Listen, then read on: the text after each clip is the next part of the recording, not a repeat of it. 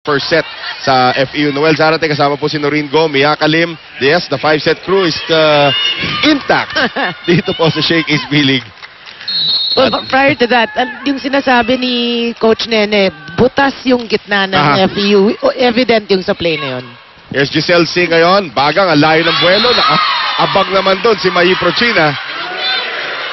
Reminiscent of paano siya mag-block dati. Middle blocker yan eh. Talaga? Si Prochina walang lumulusot dyan. Well, yan. Hindi nakalusot. Tied at 16. Mikmik. Tinagno. Giselle C. Quick set. Uy! Yan ang pinapractice na play. Oh, yes. Hindi swerte-swerte yan yung ganong klaseng quick play. Tsaka makita mo kay Palma, may confidence na siya. Talagang, she knows and she can feel na bibigay sa akin ni And Giselle. look at how much weight she's lost. Yeah. Since pumasok siya rito, 2 years ago? Bata pa siya noon. Diba? Tawa lang siya ng tawa, magkamali, magka-point, sige, tawa lang siya. Ngayon, pag tumawa siya, ibig sabihin, lamang na sila. Pero this time, hindi. Napalakas nga yung kanyang serve. Tied at 17. Cecil Cruzada. Siya na kayo na magsaserve para dito sa Philippine Navy. Agno. C. Bagang. Laborte. Mirabueno. Prochina. Simborio ngayon para kay Bagang. Rosales. Natapik yung bola. Mirabueno. Quick set. Kite Rosales. Kinaliwa. C. Masyado malapit sa net. Naihulog pa rin yun. Nito si Charm Simborio. Again, she needs to step up. She needs to score for herself and Bernadette Pons sa laro ito. Kailangan mag-double body. Oo, mahirap yung Bernadette Pons. Huling laban niya rito, 20 puntos yung naitala. So ngayon, 18-17, balik ang kalamangan dito sa Lady Tamaraos. Mirabueno, di maganda reception that time ni Simbahon. Double attack. Ay, ang hirap talagang basahin yon. And one more time around para dito kay Charm Simborio. Nakikita natin dito. Yan, sino babantayan mo? Maganda yung spacing ng FEU. Huli na nag-decide ang Navy kung saan pupunta. 19-17. Drop ball. And ito ngayon si Prochina. Quick set. Ayan na naman sila. Pero this time hindi nakalusot. Yung palo doon ni Simborio. And 19-18 sa ating talaan ngayon. Lamang pa rin po ang FEU pero isa na lang po inaalagaan nila. Pero, like I said, maganda nila laro ng FEU. You can see yung offense nila, the spacing, yung distribution ni C, maganda for FEU. Malabanan nalunod.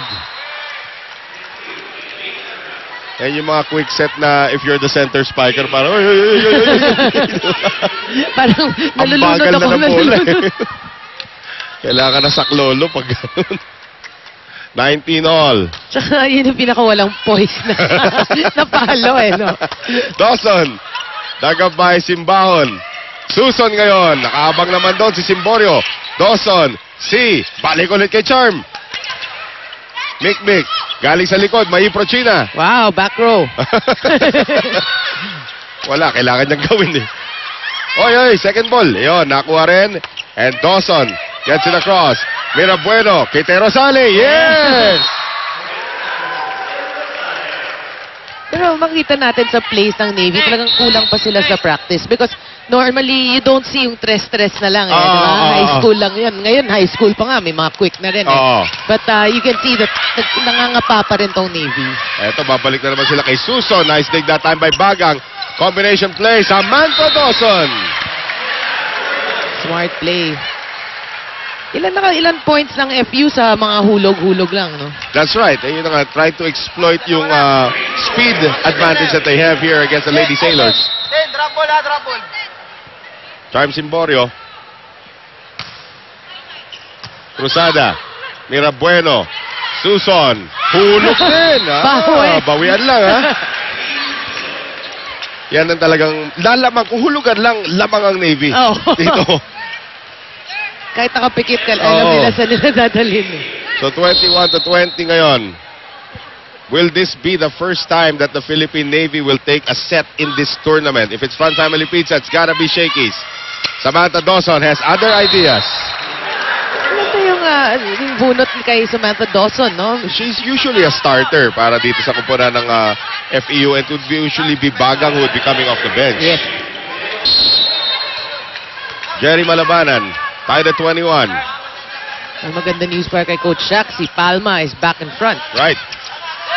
Suson, way out of position. Giselle C, combination. Dawson muli.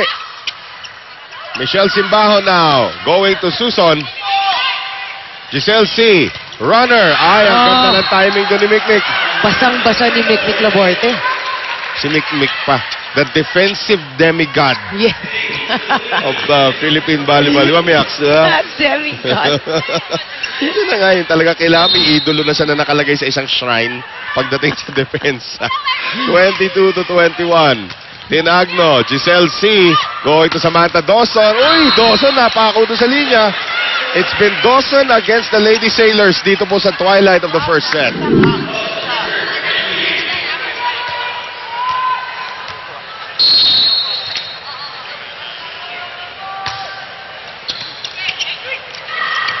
Mikmik.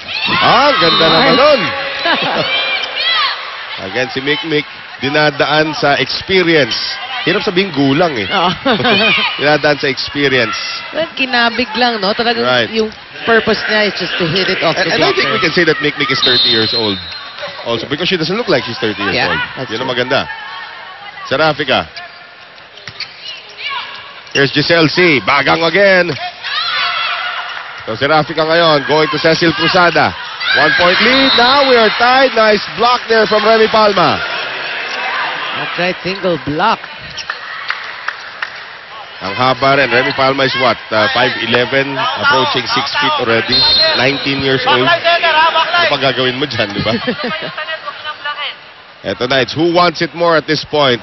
Patatawag natin the veteran, Giselle C. On the serve.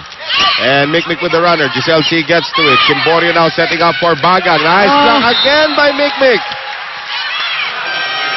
Asa na yung shrine na yun? Tayo na natin. Time out FEU. Dapat nakababa.